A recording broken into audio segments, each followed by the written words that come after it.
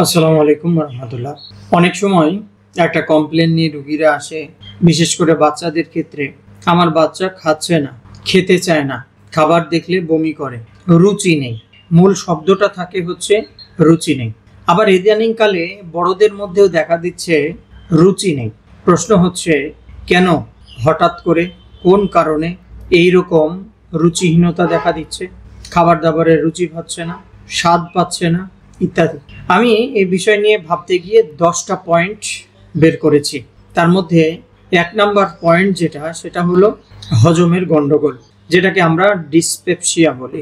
2 number point, পাকস্থলীতে অ্যাসিডের ঘাটতি, hydrochloride acid, যেটাকে HCI বলা হয়। 3 নাম্বার কারণ হচ্ছে লিভারের ডিসফাংশন, যেমন বড়দের মধ্যে হেপাটাইটিস হতে পারে, ফ্যাটি লিভার হতে পারে, বা কৃত্রিম খাবার যেগুলো আছে, প্রসেস যে ফুডসগুলো আছে, সেগুলো অতিরিক্ত পরিমাণে খাওয়ার কারণেও হতে পারে। 4 নাম্বার, কৃমি বা প্যারাসাইটিক ইনফেকশন। আমি অনেক রুগীদের খোঁজ নিই, 6 মাস তো দূরের কথা, 1 বছর, 1.5 বছর, 2 বছরেও কৃমির ওষুধ খাই না। অথচ 6 মাস পর পর যদি নিয়ম করে পরিবারের সবাই একই সাথে সময়টা মনে রাখার জন্য কৃমির ওষুধ খায়, তাহলে অনেক সমস্যা থেকে তারা রক্ষা পায়, কিন্তু খান না অসচেতনতার ফলে। 5 নাম্বার যেটা কারণ সেটা হচ্ছে অ্যানিমিয়া, রক্ত শূন্যতা। সে কারণেও খাবার দাবারের প্রতি কোনো রুচি থাকে না।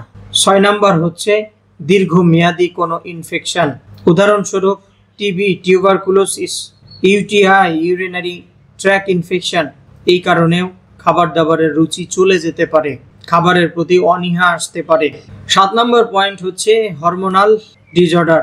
আজকে ঘরে ঘরে হরমোনের প্রবলেম, পুরুষদের মধ্যে টেস্টোস্টেরনের প্রবলেম, মেয়েদের মধ্যে উঠতি বয়সী মেয়েদের মধ্যে T4, T3 অ্যাবনর্মাল, এলোমেলো হয়ে আছে, ইত্যাদি। এই কারণেও খাবার দাবারে অরুচি, অনীহা আসতে পারে। 8 নম্বর হচ্ছে side effect of long term medication.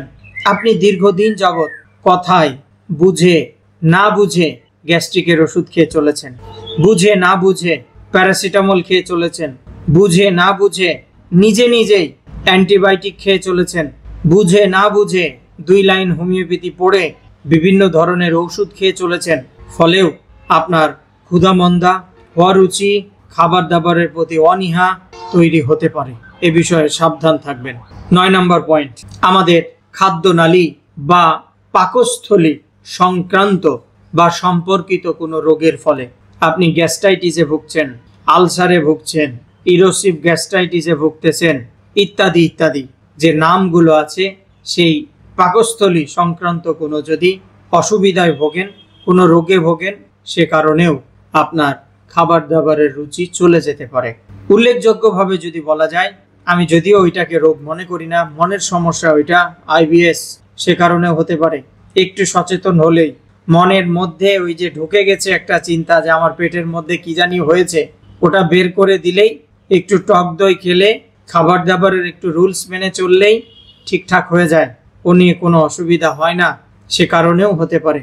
এবং লাস্ট পয়েন্ট, আপনার শরীরে যদি ভিটামিন, মিনারেল, জিঙ্ক ইত্যাদির ঘাটতি হয়, ভিটামিন ডি এর অভাবে হতে পারে, কোনো খনিজের ঘাটতির কারণে হতে পারে, আপনার খাবারে অরুচি, এই কারণেও আসতে পারে।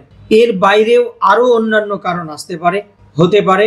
তবে জেনারেলি একজন মানুষের যদি হঠাৎ করে খাবারের প্রতি অরুচি চলে আসে, তাহলে এই 10টা কারণকে, এই কয়েকটা পয়েন্টকে আমরা সবার আগে ডায়াগনোসিস করার জন্য মনে নিয়ে আসি। তারপরে যদি এর বাইরে কিছু হয়, সেটা প্যাথোলজিক্যাল পরীক্ষা নিরীক্ষার মাধ্যমে আমরা নির্ধারণ করে থাকি। আশা করি এই আলোচনার দ্বারা খাবারে অরুচি বা খাবারে রুচি না থাকার বিষয়ে আপনারা সচেতন হলেন। সুস্থ থাকতে হলে রোগ নিয়ে বসে না থেকে শুরুতেই একজন অভিজ্ঞ হোমিওপ্যাথি ডাক্তারের শরণাপন্ন হয়ে চিকিৎসা নিলে আপনার খরচও বাঁচবে, আপনি প্রাকৃতিক উপায়ে সুস্থ থাকতে পারবেন ইনশাআল্লাহ। আল্লাহ হাফেজ।